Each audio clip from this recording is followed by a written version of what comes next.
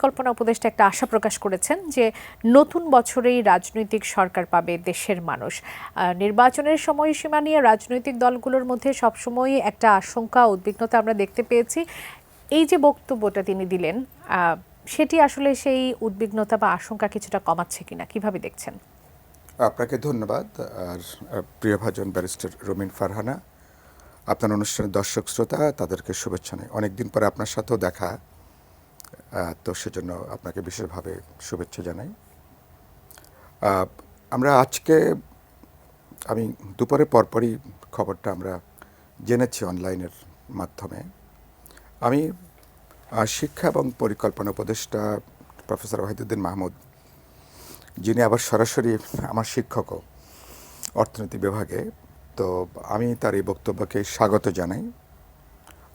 এটা যদিও তিনি বলেছেন এটা তার ব্যক্তিগত বক্তব্য, কিন্তু সরকারের মধ্যে যে আলোচনা, সরকারের যে মনোভাব, আমি মনে করি এটা তারও এক ধরনের ম্যানিফেস্টেশন তার এই আজকের এই বক্তব্যের মধ্য দিয়ে যেটা এসছে। কারণ রাজনৈতিক দলগুলো তো ইতিমধ্যে যেটা বহুল আলোচিত, রাজনৈতিক দলগুলো গত 1.5-2 মাস ধরে সরকারের কাছ থেকে সুনির্দিষ্টভাবে আমরা প্রয়োজনীয় পরিবর্তন বা সংস্কারগুলো শেষ করে আমরা একটা যৌক্তিক সময়ের মধ্যে অবাধ, নিরপেক্ষ, বিশ্বাসযোগ্য নির্বাচনের আমরা একটা পথনকশা সরকার ডিক্লেয়ার করুক, এটা আমরা দেখতে চেয়েছি। মাঠের অলরাউন্ডার আমি, আর ঘরের allrounder Tilex. Tilex toilet cleaner, clean মানেই টাইলক্স। এটা নানাভাবে বিরোধী দল বা রাজনৈতিক দলগুলো থেকে বক্তব্যটা আমরা দিয়ে আসছি।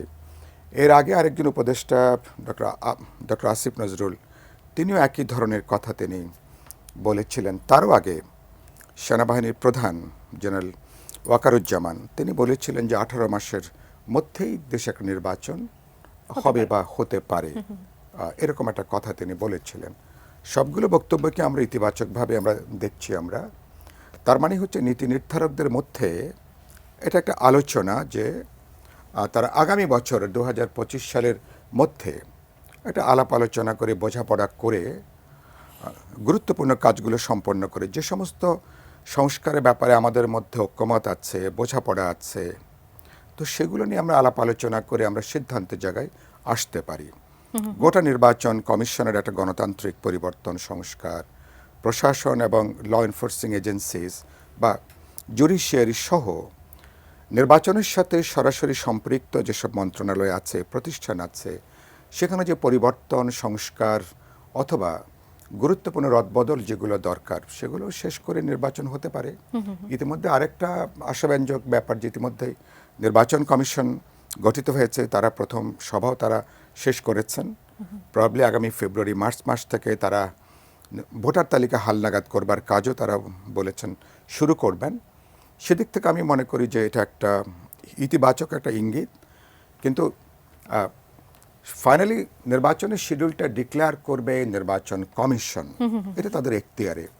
কিন্তু অন্তর্বর্তী সরকার থেকে তাদের পলিটিক্যাল ডিজায়ারটা সরকার যদি পরিষ্কার করে ব্যক্ত করেন, আর তাহলে কিন্তু আমি মনে করি ইলেকশন কমিশনের কাজটা এটা কিন্তু সহজ হয় এবং তারা অনেক আস্থা নিয়ে, বিশ্বাস নিয়ে সরকারের রাজনৈতিক সদিচ্ছার জায়গাটাও তারা একটা কনফিডেন্স হিসেবে নিয়ে তারা কিন্তু নির্বাচনের জায়গাটা তৈরি করতে পারেন।